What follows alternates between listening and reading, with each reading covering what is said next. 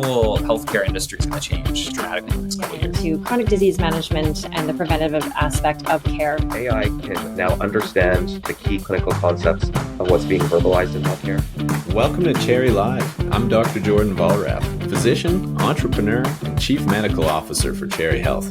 We're talking about Canadian healthcare. Join us as we speak to innovators, industry leaders, and people working to drive the health system forward. Today we're talking to Walter Yuan. He is the co-founder and CEO of Empathia AI, which is a new AI scribe tool geared at helping clinicians improve their efficiency and their workflow and get the job done quicker so they can get home to their families. Walter, thank you so much for joining us. Hey, Dr. Jordan, good to see you again, and thank you for inviting me to be on your show. And I really have been looking forward to this. And thank you for the very kind introduction.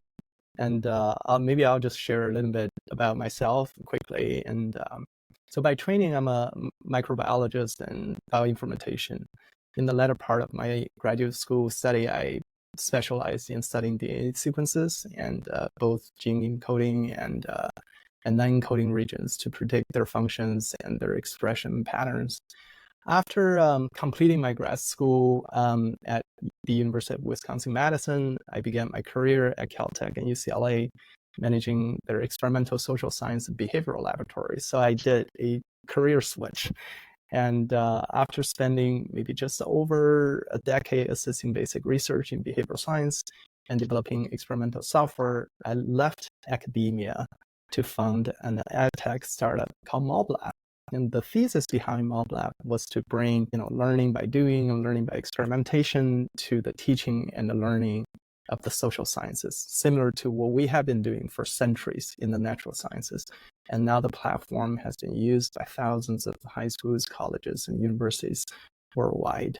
And fast forward to the beginning of last year, I teamed up with a group of AI computer scientists and product engineering leaders and physicians to launch Empathia AI, aiming to provide clinicians with this intelligent medical assistant, as you just alluded to at the beginning of our talk. Run into each other at numerous functions across the country on multiple occasions. I've never actually heard the serial entrepreneur kind of backstory. How carry over, from the biology world and dealing with genetics like that, into more of that like commercialization of technology and then now into the realm of AI? What was the crossover?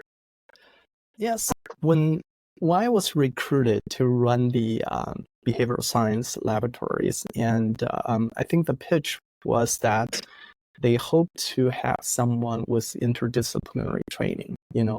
By definition, bioinformatician, and you have to understand biology and, especially the low-level DNA sequences, protein structures, as well as a bit of statistics and computer science. And so I think from that switch, that widened my view of how science should work and can work. And then what I see in laboratories is that we run experiments for the social sciences, even though on the teaching side, it's all talk and talk. So it inspired me to say, can we emulate what we have been doing for centuries in the natural sciences, where we learn by doing experiments. We run chemistry experiments, we run, mutations, we work with E. coli, and we do all these things. And so I left academia to say, okay, can we build an educational technology company to bring experiments to classrooms across the social sciences? And so I think that's when I started doing more startup entrepreneurship work. And then I think it was late 2022 when ChatGPT took the world by storm. And I remember writing an internal memo to the team and by telling my colleagues that we need to embrace AI. We need to embrace generative AI, this new wave of technology disruption, probably more significant than any of the waves that came before it. And so we started exploring technologies, and then one thing led to another, and here we are, and Empathia AI. Right? Where did the physician focus come from? Because that definitely seems like a little bit adjacent to the fields you were previously in. Why did that demographic rise to the forefront of your... Right. We took a rather unusual path. I know we have, colleagues from other AI, Scribe, AI technology companies that they often come from a physician-led angle. And I think Empathia has taken a slightly different path. At the beginning of last year, we started, as I mentioned earlier, we started exploring AI technologies. And then the one thing that the team started developing is this high fidelity voice to text transcription. We were thinking about use cases in classrooms, on social platforms. So we perfected this technology where we can take a long conversation and transcribe it into high fidelity, high quality transcript. And voice to text has been around for years, if not decades. But what we did is that we blend in AI technology and we put context into consideration. So the transcript is very accurate.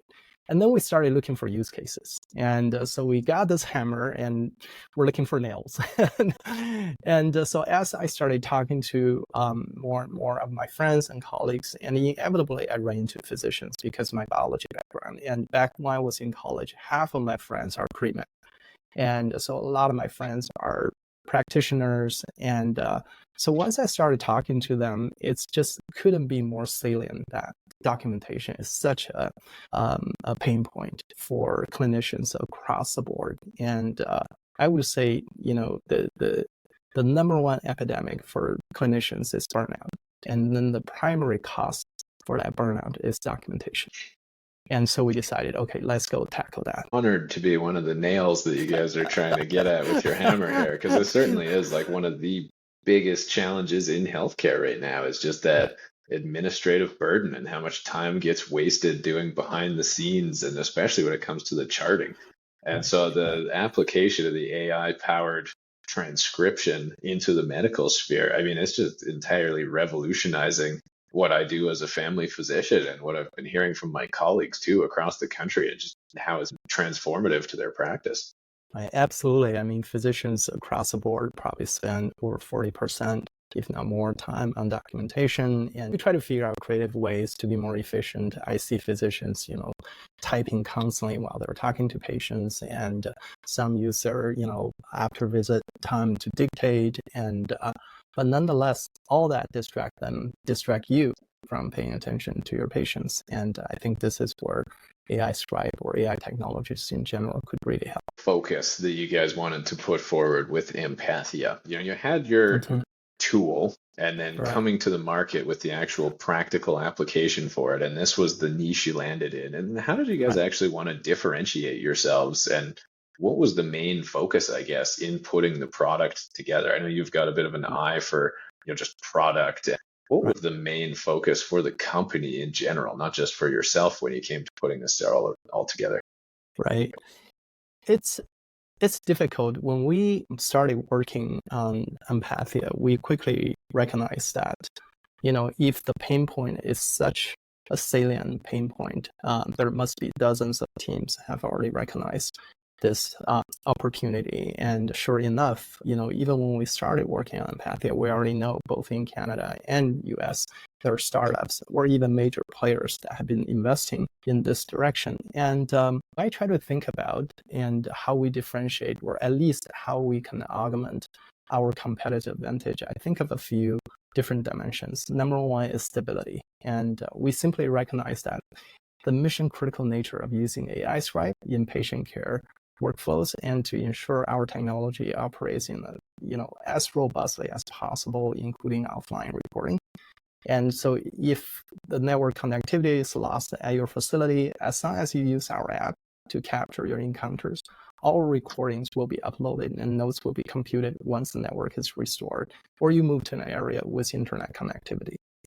And the second is personalization. And we want to build an intelligent assistant capable of learning, adapting to individual preferences and expertise. The more you work with Empathia, the more Empathia evolves and contributes to your practice. And number three, I really hope, and it's my dream, to build this exceptional medical summarization platform for physicians, and whether covering long consultations, capture nuances specific to specialties, and documenting pertinent active information. We're handling multi-language encounters from French to Punjabi to Chinese. And she just delivers this medically compliant pre-charting notes. And last but not least, I think startup is all about team. And I think particularly in this field, working with physicians, I think trust and team matter greatly. And since day one, we have understood that for physicians and clinicians to incorporate something like AI technology, this black box AI technology, particularly AI scribing, into their daily practice, trust is crucial. And having a panel of practicing physicians on our team and building a responsive and professional customer success unit and putting in that ground level effort in the field, as we talked about when we met, and collectively help us build trust and relationships with our customers. And since last September, I have visited hundreds of clinics across Canada and US and worked with thousands of clinicians. I'll continue to lead by example and encourage my team to just stay as close as we can to our customers and be there for them. Focus on the customer success unit, because right, this is like pushing into new ground, right? We're entirely uncharted waters here when it comes to healthcare and the augmentation with AI. And so you initially get that wave of the early adopters that are coming to you that are a little bit more tech inclined and computer program oriented, right? They're going to be tolerant. A little more. Yeah, but then you've got this giant backlog of clinicians who are just frustrated and burnt out, and there really is that strong push to try and start using these AI tools just out of necessity. And so I imagine you guys have to deal with a lot of just like making sure that the onboarding is good, the usage of the platform is smooth, that people are getting the most out of the actual tool itself. Absolutely. I think, education and onboarding is such an important aspect and of adopting, especially a new technology like AI Scribe.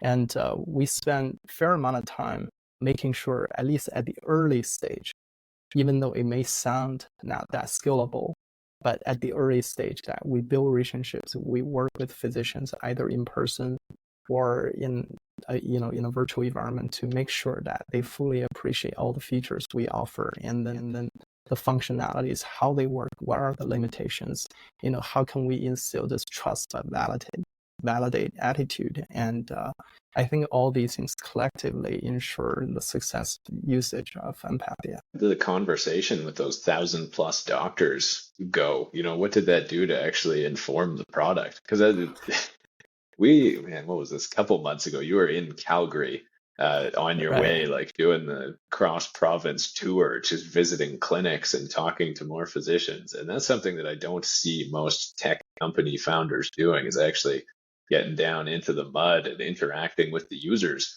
What did you learn from that process and all those conversations that you had? I think on the one hand, in my past 10, 15 years of developing products and working in the startup realm, I've never come across a product angle that really sells itself. And the moment I mentioned that this technology could help physicians, could help you with documentation via clinical voice capture, I think physicians, clinicians just immediately understand what I'm talking about. This is not something that they have to change their workflow. This is not something they have to go out of their way to use. It's non-invasive. It just intuitively blinds in with their existing workflow. You don't have to change how you talk to your patients. Just do your normal conversation. You can go back and forth. Patient can mention another issue, and even though they may come with a particular cheap complaint, and if the technology is developed correctly and is truly intelligent, it handles all these situations gracefully, but still in a non-invasive way. So when I give a demo to physicians, I think, in the end, they just see how this thing works in a very natural and non-invasive way. And it's an easy sell. But then the concern comes to, how do we govern patient privacy, data security. How do regulatory bodies from the top CMA to the provincial bodies like CPSO, CPSA, how do they embrace, AI technologies in healthcare or AI scribing in particular? And these are the tougher questions that we have to address. The initial just awe wears off. And I would say that that's like an accurate action for most people Right. when they engage with one of these tools. Like I'm just looking back, this was 2 years ago, maybe, or maybe a year and a half ago. I was at a medical conference, and saw a demo for an AI scribe tool, and like my jaw hit the floor. It's like, what? Like the computer will do that for me. It doesn't It's take truly a any magical effort. moment. Yeah. Yeah, oh, I know. And then downloaded it ASAP the next week, and have pretty much been using one consistently ever since. And then the other side of that, okay, what's the downside? That's what physicians are always looking for. And I imagine that conversation just continually comes back to the privacy and security being the consideration. Does that sound about right? Yeah, absolutely. I think, the questions I get asked again and again, during my clinic visits and my conversations with physicians, and both in the States and also in Canada, and patient privacy, data security, pricing, we probably would talk about that in a minute, and how robust the technology is. And when it comes to guidelines, so what do the regulatory bodies, from CMA and to colleges across provinces, and have done so far? And through my research, actually, the result is quite encouraging. Not surprisingly, many of them have rolled out regulatory guidelines, even though some are interim guidelines for AI technology in healthcare in the past 12 months or so. And if you take a closer look at these guidelines, you see similarities and differences, and where you can really just share with physicians, with medical directors and clinic owners. And similarities, I think across these regulatory bodies, they want to make sure that AI technologies are being used in an ethical and professional way, and especially in a manner that upholds, for example, the CMA Code of Ethics and Professionalism. And they care about patient safety and care. They want to make sure that these AI tools enhance rather than compromise patient care and safety. And they want the vendors to provide some level of transparency and explainability, and so that physicians understand what functions you provide, and what are the limitations, values that you provide, and to their their clinical operations and daily practices. And then there are other dimensions, but they also differ in a couple of significant ways. And one is the scope, and from these guidelines. And so, for example, CPSO, they focus more on efficiency, how these AI technologies would integrate with existing healthcare practices in Ontario, where BC focuses on how we can evolve our standards as AI technology develops, so that we make sure our practitioners stick to the highest possible ethical principles and professional accountabilities. And where, for example, Alberta, they care more about, at least from their initial guidelines, about bias mitigations. How can we maintain, this equitable provision of healthcare across the board? So we can see that the scope and regulatory focuses are different, but still the overall feeling from studying the guidelines and recommendations is that from CMA to provincial colleges, and they are coming out with this balanced approach to integrate AI technologies in healthcare. They recognize the potential benefits of AI scribing, and such as, as we talked about, reducing physician burnout and improving clinical efficiency, while ensuring that these technologies are used in a manner that upholds ethical standards, ensure patient safety, and promotes equity. I think this approach also requires us to collaborate with health authorities, practitioners, and to adhere to the established guidelines and continue to strive for improvements.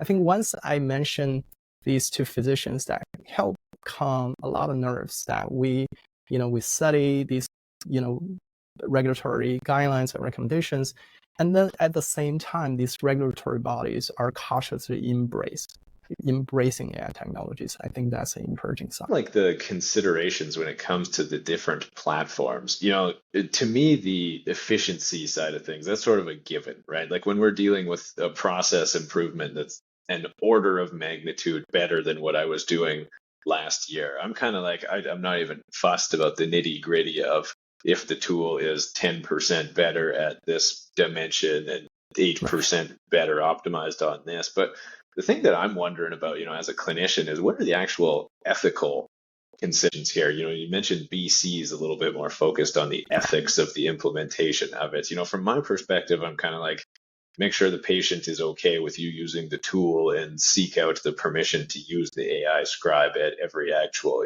encounter. The actual ethical considerations, maybe from the bigger picture that I'm not really privy to about implementing AI in the healthcare space. Right. Really important question. I think one way to put a framework on this discussion is to think about what are the important actors in this context. And so patients and physicians or providers and their affiliated clinics or health centers, hospitals, and then vendors.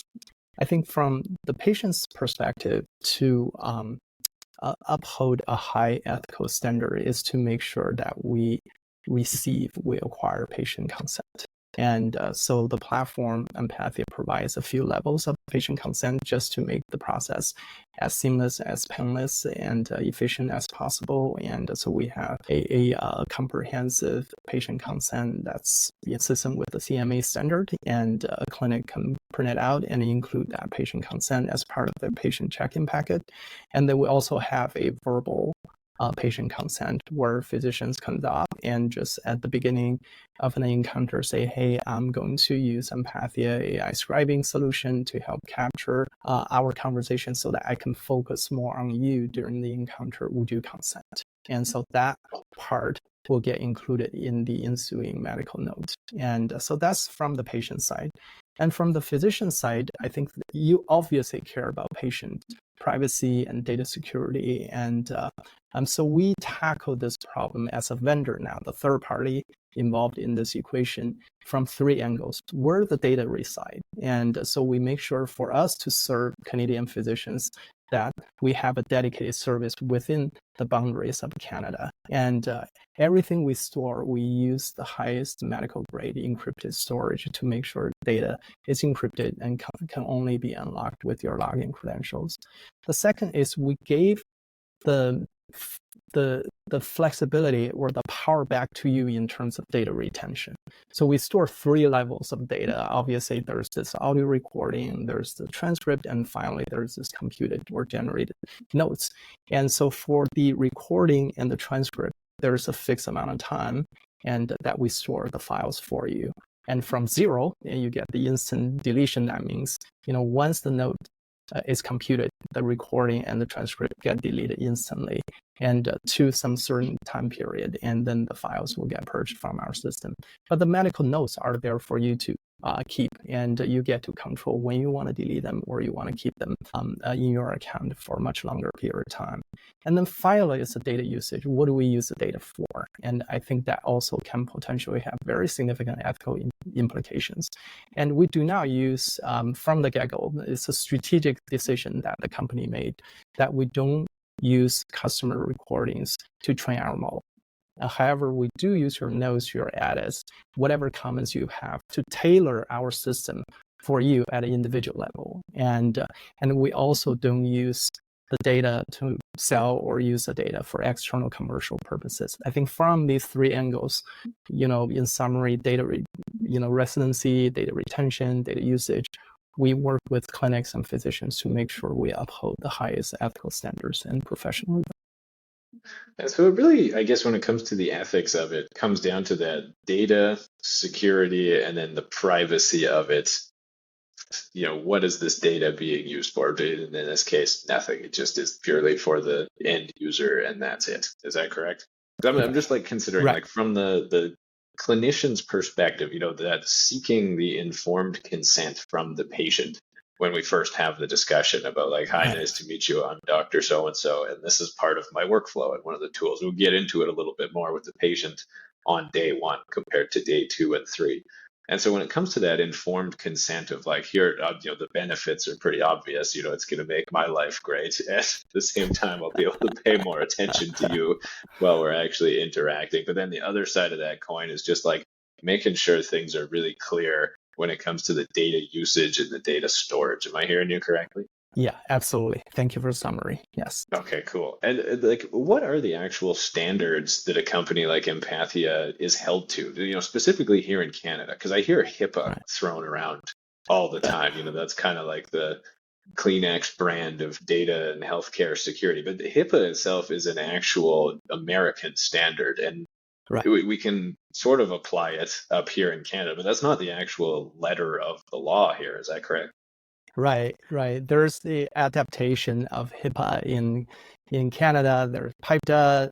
I think it's the standard issued, and the federal level, and then the provincial level. For example, in BC, you have PIPA, and I think these are all crucial for AI scribing because they set the standards for protecting patient information, and they all similarly require, in a way, the personal health information is collected, used, and disclosed with appropriate safeguards, and ensuring that AI scribing technology is compliant with the stringent privacy and security requirements to protect patient data. And an analogy I often think of is, HIPAA and PIPEDA and PIPA are the laws of the land, and akin to legal system that sets the rules that everyone must follow to ensure public safety and order. And actual implementations, SOC 2, that's a term or acronym we often hear about, which stands for System Organizational Control. 2, on the other hand, can be likened as the security documentation or building code, and so that an organization or vendor like Empathia can, in a concrete and specific way to meet and demonstrate that we are compliant and with these laws and can safely operate our business. So on the one hand, you have HIPAA and PIPEDA and PIPA outline what needs to be done, and the concerns, the standards, and the laws. And then on the other hand, you have the certification, the building codes, and providers to say, okay, specifically, here's what a vendor needs to do. And so we basically take that and we work these specific codes into our data residency, data retention, data usage. And that's essentially how we meet these compliance requirements. Fascinating. So I've got some more questions on that. Before we get into that, I guess, what's the difference between privacy and security? Because I kind of, in my head, lump it together as just making sure nobody else sees the information. What's the actual... Oh gosh, it's such a... I mean, we say these words all the time. But what does that actually mean, though, when you look at the two independently from another? Is privacy more like your PIPEDA, and then security is more like your SOC 2 compliance? Like you can't separate the two. I don't think, at least personally, I don't think you can separate data privacy or patient privacy and security in such a black and white way. And again, I think HIPAA, PIPEDA, and PIPA are comprehensive in terms of patient privacy and data security, and the SOC 2 codes are also accordingly very comprehensive. The way I look at it, privacy, in a very simplified way, it specifies who can see the data. Yep. Right, who has a right to see the data, and so that's why the data, privacy also brings encryption to the mix, and the data can only be unlocked with your login credentials, with the right account owner's credentials, and to view the data in clear text and or in a readable way. And as data security means how we store the data, and to make sure that the data is not breached and data is not stolen, and it's, if something happens, and immediately we get informed, and there are procedures in place to handle such data breach. And so I think these are, I would say, two sides of the same coin. Yeah. So I guess privacy, you could look at it from the perspective of like who can just, Peek routinely into, right, access or get a hold of that information. And I guess that includes with like my, social engineering, right? If a family member is asking me about a patient, that I have permission to talk about, that falls under privacy. But when it comes to like right, the bits and bytes and the computer storage of data, now we're right, talking security itself. right, right, right. And sometimes, so for example, one of the fascinating episodes I just listened to when you interviewed one of your recent episodes where you talk about medical record data warehousing. And even when a physician retires and, all the past patient records, how you handle that and whether you can recall the record and give it to the appropriate person or provider so that the person can take over this patient from your panel. And that's data privacy. That's patient privacy, is who can view the data. But also there's security that can the data be safely stored in the mechanism that even a clinic closes or a physician leaves his or her practice, and can the data still be stored in a secure way? And I think these two things really go hand in hand. Then speak a little bit to the compliance that you as a vendor need to uphold. That's the SOC 2 compliance, right? Like SOC 2 Right. that we'll see listed on different platforms. What does that actually mean? How does a vendor like Empathia, what does that standard actually look like?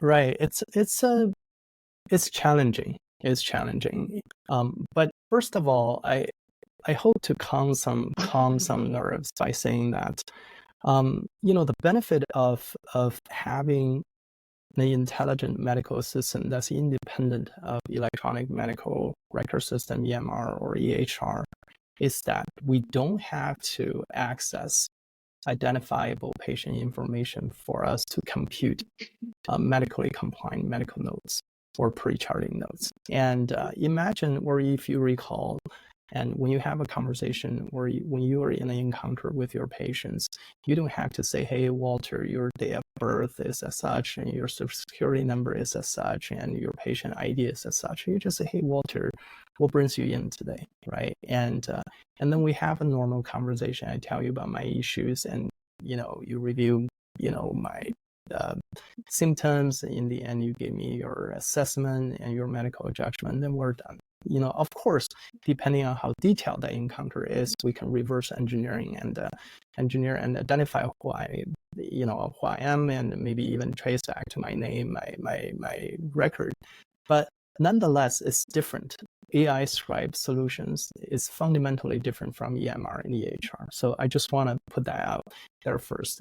But nonetheless, we still want to make sure that we adhere to the highest standards and SOC 2 standards, or the laws that, or the requirements that have been laid out by HIPAA and PIPEDA and PIPA. And again, it comes to these three dimensions. Once you have a framework, it's a lot easier for you to think about these issues or develop a system to do the proper data management. Again, it goes to data residency, where you store your data, and to serve physicians in Canada and the US, we store and process data in medical grade encrypted servers, cluster servers, and within these respective countries. And so that's number one. Number two, retention. I think we gave users control to dictate the retention of encounter recording, the transcript, the medical notes generated by AI, and let them control how long they want to keep those data and when they can delete the data. And then last but not least, the usage of the data. I think we have clear guidance within the company, who can access the customer recordings, and everyone has to go through HIPAA training to make sure that we understand what these regulations entail, and what permissions we need to have to be able to access encounter data to, for example, for support purposes. And last but not least, we want to make sure that we don't sell or use patient data for any external commercial purposes. I think once you have that framework, as the company continues to evolve, we can, get better at sticking to these standards. any of my patient's data hit your hard drive? I guess like it does SOC 2 and those standards. Does that get all the way into the nitty gritty and down into the weeds of like Walter has to have virus 2024 on his computer to make sure that nobody that's attacking him versus like, the data storage rack at Amazon or at Microsoft? Like, how far down into the actual nuts and bolts of protecting the data do those standards get? Right. That may be another conversation that gets into the specific requirements or codes that SOC 2 offers. But one thing, just at really high level, maybe more pertain to this conversation, I don't think we store any data locally. Everything is cloud-based and with medical grade encryption. And for serving physicians in Canada, we use a dedicated data server with Amazon AWS deployed in Montreal. And we're also working out an agreement with Microsoft, Azure, and so that we can have data centers across Canada and to give us a more robust service, and instead of a single point data center in Montreal. And I think these are some of the things, that high level things that we need to do, and to make sure that we stick to at least the most important aspects of SOC 2. Okay, and so everything lives on the cloud. So you're not necessarily doing like penetration testing into like your system. I guess I'm thinking of it from Cherry Health, right? Like we've got the app, and so we've gone through testing where professional hackers are trying to actually get into our specific software as a user. But I guess that's not really the case with you guys, because you log in as yourself and you can't really access other people's data like you can on hardware. It's this network effect. Yours is much more centrally secured with obviously the experts like Amazon. Right. Not only that, centralized, secured, but also encapsulated. And in the following sense that, an application service, and like Empathia, why I say application service is that there's this web-facing or public-facing side of Empathia where people can log on to, for example, empathia.ai and access their physician portal and see all their notes and their settings, and also use our Google Chrome browser to record and then encounter. So these are the web applications. And the encapsulation comes from where the underlying data storage is actually separated from the application layer. So to the public, they don't even know where our data is stored, let alone any specific instances subject to any cyber attack. So that's, I think, the modern day application server development towards the stack, where there's this very strong encapsulation that from the application server, we have an encrypted way to talk to the underlying data storage. And oftentimes we use multiple storages and for different purposes, different data schema and nature of the data based on, and to choose different storage mechanisms, some, regional database, some NoSQL databases, but everything is encrypted, but also more importantly, encapsulated from the outside. They almost like nameless with no IP addresses or public IP addresses. So that's very challenging for any malicious actors to get access to our patient data, our physician data. And also equally importantly, as you mentioned, by relying on services like AWS, Azure from Microsoft, they have some of the strongest cybersecurity and cloud service security in place, and their detection, real-time detection, is of the highest grade. And so we get alert if anything happens, and so we can take proactive measures very quickly. You mentioned earlier was that the Empathia is not saving any of the actual data and learning from it, but you did mention when we were first starting to chat that it'll actually get better as I go on. Do you mean just from interacting with me, the clinician, and sort of my customizing of the program, or is that more like the actual LLM model behind the scenes continues to improve? Or what did you mean when you said that it's literally improving month over month? So there, the high level, there are at least two main ways to improve an intelligence system.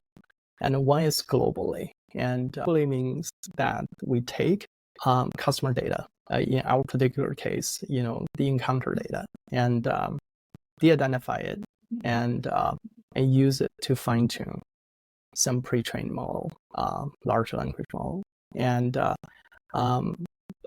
I would imagine some of the AI technology companies are doing that. And that's why in their BAA, they would specifically mention that the customer data will be used of course, in a de-identified way, and to subsequently fine-tune, improve their model. And we decided strategically from the get-go that we're not going to go down that path. And however, we do want to build an intelligent system for physicians. So the second path is to do something at the individual level. So you don't fine-tune your model. You don't use the data, the customer data, to train your underlying model, but you construct this site content database where you capture the physician's settings, you capture some of your best notes and some of your templates, macros.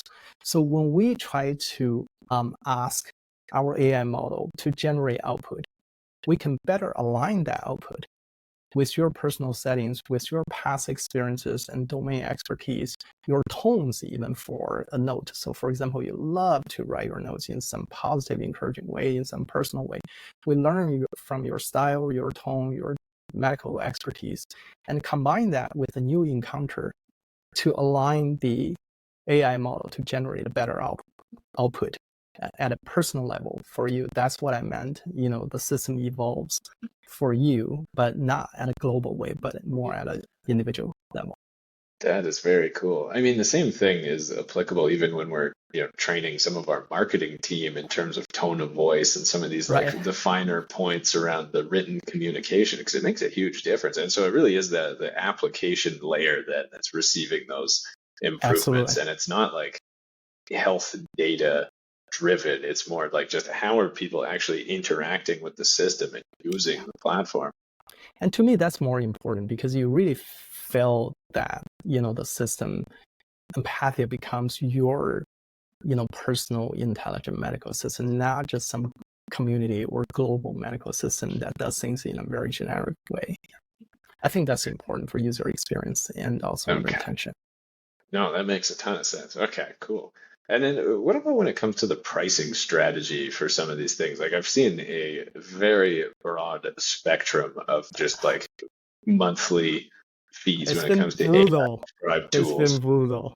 What do you mean when you say brutal from your side of the conversation? You want to have companies that recognize that this technology has the potential to create so much value for the end customers and also patients indirectly. And so there's a sustainable way of splitting the economic pie created from this technology disruption. But then there's also companies that adopt the philosophy that growth at all costs. And we, I think, Empathia try to adopt our own pricing strategy to make sure that we can build a sustainable and long-term business model. So, if I may recap this in a more cohesive way, if you ask any CFO, they would probably tell you pricing makes or breaks a company, and the right pricing strategy optimizes revenue, obviously, and while fostering the sustainable relationship with your with customers. In this ideal world, pricing would simply be based on the cost to produce, market, and deliver your product and service. However, in reality, as we were just discussing, it's much, much more complex. You have to consider the customer's willingness and ability to pay, and equally importantly, and if not more so, you must contend with competitors that inevitably create this downward pricing pressure, right? And so our approach, like I said, is slightly different from maybe our main competitors, and from two angles. And first, we understand that this AI native product like Empathia fundamentally differs from traditional software as a service SaaS products. Unlike the classic diminishing marginal cost of mass production, once you have the intellectual property developed, and there's a constant marginal cost every time when you compute a note.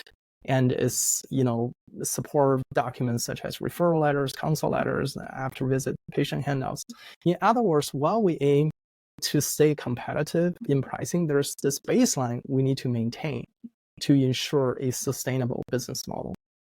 And then the second angle we try to consider is that there's economic value created, and because of the AI technology. And based on the data from our platform, physicians save somewhere between 1.5 to 2 hours a day on documentation. So if a physician, let's say, you have 20 patient seeing days a month, that amounts to 30 hours saved per month. And if we assume physicians bills at $100 hourly rate, and this translates to about $3,000 economic value created jointly by Empathia and the physician.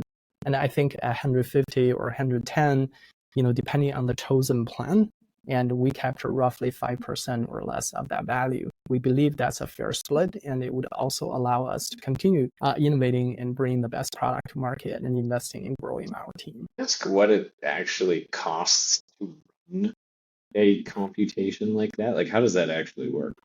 It depends on a few.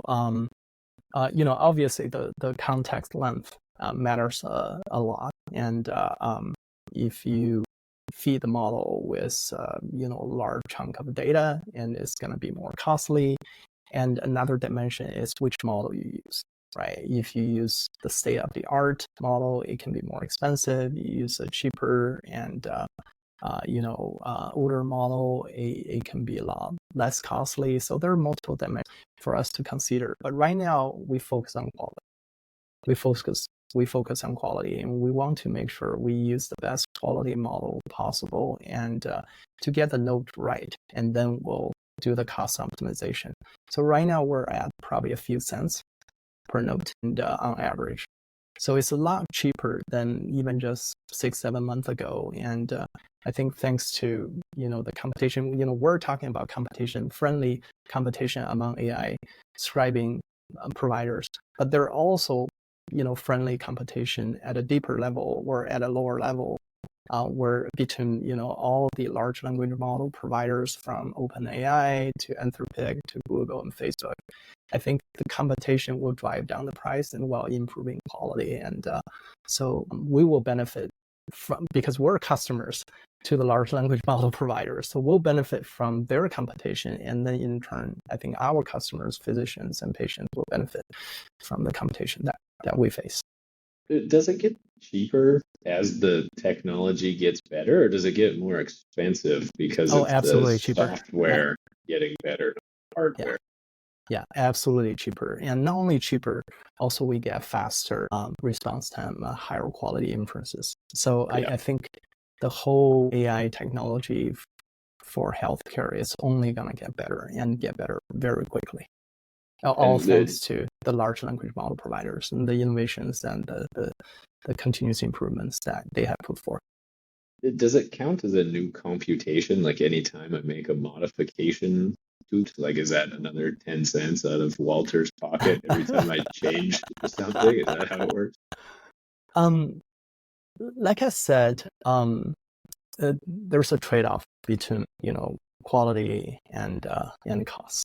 For any given company, and at different stages, we may adjust the trade-off or the prioritization. Right now, we prioritize quality over cost. And so whenever possible, we feed whatever adjustments you hope to make to the model, and to come back with a better version of the node or its support documents. But down the road, I see at least two approaches and to help make costs more effective. And number one is when you just do simple modification of an existing node, you may not need to use the state-of-the-art model anymore. You can use a cheaper model because it's only a very straightforward insertion or modification. Maybe, for example, GPT 3.5 will do the job just fine. And so that's one way. The second, as you alluded to, and we can do it locally. And this is where, natural language processing, some of the earlier techniques can come in handy. So we don't have to do the round trip with large language model. Every time we do a round trip with a large language model, LLM, there's a cost associated. Because you guys are actually like spending electric energy every time anything happens. It's not like a normal, I don't know, I'm thinking of any of the other software I use. If you download a game or something like that, the cost to the company is negligible. It's like, doesn't even matter to have another person sign on, and then you get that economies of scale. You guys are, in a way, selling goods in terms of compute power. Right. So we don't get the benefit of having that, as I mentioned earlier, having that diminishing marginal cost. There's actually this constant marginal cost. And with AI, I would say this is not specific to the healthcare industry. I think for any AI native application going forward, there's all going to be this constant marginal cost because we need to compute. And when we need to compute, that means we need to do a round trip with LLM. From that, then, does that mean if I get charged more from a company for their AI Scribe tool that it's inherently better? That sounds like flawed reasoning. Trust but validate. I think more higher pricing point does not always translate to higher quality. And I think there's a lot more to how you prompt LLM to better align with your request, how you construct your site content database so that you gave LLM some help. And because it's trained and fine-tuned based on, yes, a large corpus of internet data, but the data may not be specifically for medicine. And also with this much data used to train a large language model, sometimes the large language, just like our human brains, may struggle to find the right information. And so to provide large language model with some help from your site content database could also significantly improve the quality of the output that you get. I think all these things combined determine the kind of eventual quality of the output you get, but not just, I think cost can be an indicator, but definitely not the most significant indicator. To look at, I guess, but definitely far from the whole picture. Right. It's a predictor, I would say, but not I don't think anyone has done that study and across the AI scribing, solution provider just to see, whether the highest cost one is the most the highest quality one. But I think you have to take a more holistic picture and just talk to the team. That's why I think one-on-one onboarding or ground level effort to do lunch and learn at clinics and talk to physicians, medical directors, and hospitalists and hospital administrators, and just to really help them understand the functionalities, the approaches that we take, and how we do the quality control and quality insurance and our product and services. I think all these things are important to justify whatever price you're putting forth. Before we kind of close things off today, what does the future hold for Empathia here? What from the conversations you're having with all the users at the clinics, the potential users, what are they asking for? And is that, I guess, on your guys' roadmap to start building things as per that? Right. I think when I travel, I spend so much time flying and in the air and drive from city to city, and I also try to think what's the future for AI technologies in healthcare or AI Scribe more specifically. I don't think it's gonna be as fragmented as the MR market or EHR market, and simply because we don't have the luxury of having very strong physician retention. And EMR really locks physician in, and with all the patient data and patient charts and also the integrations with pharmacy, with insurance companies, and so EMR has very locking effect. But AI Scribe solution providers may not have the luxury of having these benefits, and so I think the market at some point is going to consolidate, and but I think in a way that I can already see three camps of AI scribing solutions that can survive and or even prosper and going forward. One is taking the approach which more like the Android side. It's very flexible, very interactive. It may be a little harder for physicians to adapt to, but once you adapt, it's very powerful. It gives you almost this ChatGPT-ish natural language interaction to do, what you have in mind for it to do.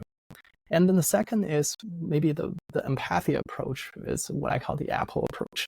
And it's very simple, very intuitive, and it doesn't take a whole lot of hand-holding. And with a click of the start to record, and then once the encounter is over, you just click stop, and then the notice there, do some editing, copy to your EMR, you're done, right? And the third camp is the one that integrate with the EMR. And they may have the benefit of getting the patient data and moving the content from AI Scribe to EMR more conveniently, but they also have the downside of facing more scrutiny, because then they definitely have access to identifiable patient information. And also they may not have the comparative advantage to focus just on AI Scribe. So going forward, I see for us to build a defensible business, I see Empathia as a much more than an AI scribing tool. And even though that has been one of our primary focuses, and I envision a future where Empathia, as I mentioned a few times now, to become this intelligent medical assistant for every clinician. And that companionship and assurance of providing this comprehensive medical journal in a non-invasive way and alleviates mental stress and burnout already. And Empathia is that trustworthy, diligent, and patient privacy protector, and upholds at the same time the highest data security standards. And it can be personalized and to appreciate and adapt to your documentation style, tone, as I mentioned, and your medical reasoning and judgment. And it can speak dozens of languages to allow you to focus on patient care instead of searching for an available medical interpreter. And it's always alert and capturing all relevant and necessary medical details, even during hour-long consultations. And it takes instructions just like a human medical scribe with simple voice cues like direct quote and indirect quote. And it can serve as your medical ChatGPT. Look up, the latest guidelines, standards, and medications, but all tailored to the patient at hand. So it's really this omnipresent system that empowering you to focus again on what you do best, which is practicing medicine. But that's where I see the future of Empathia. This sounds like a glorious vision for the future, and I hope it definitely comes to fruition as described. Because we need a little bit of revitalizing around here. Yes. Encompassing tool that just does stuff for you. It streamlines and creates notes, creates forms and templates, and does the follow up for you. That's sort of like the dream for AI in general, not just in medicine, but like how it works for your lawyer, as how a it co-pilot. works for your exactly. Absolutely right. Okay, well, final question, Walter. What is your secret to wellness? How do you actually keep yourself going? I actually had a conversation with an internist and not too long ago, and I think we share some. We have some commonalities, and number one, I love to use my brain, and as much as I can, and the brain needs workouts as much as our muscles do, and I enjoy meeting people, and working in the field gives me tremendous utility, and I think it keeps me healthy mentally, emotionally, and I still get hugs from time to time from physicians. Thank Empathia for giving their lives back. And I still get goosebumps when I walk into a clinic where I run into physicians for our customers. And I think that's all an essential part of my mental health. And I work out and as much as I can. But there's also this side of brain science, which I think is applicable to my line of work, where I spend so much time in the field, is that all moment. A few weeks ago, I was in Nova Scotia, and I landed in Halifax. I drove down to Bridgewater, and then I went up north all the way to Glace Bay. And during that drive, we probably cross 1,500 kilometers, and just to see the nature, see the bay, see water and the trees, forest, and these owl moments reset your brain and give you fresh perspective on life, on work, and I think all these things collectively keep me well. I think you're I onto hope that something makes there. sense. Yeah. Oh, yeah. I know if you're lacking any of that mental stimulation, working in the computer science field, and I think you're hitting the nail on the head. Sometimes you got to take some time to just go and look at a rock, admire it. Absolutely. Incredible. Okay, Walter, thank you so much for taking the time to chat today. Really appreciate it. Absolutely. Thank you so much, Dr. Jordan. I really enjoyed it.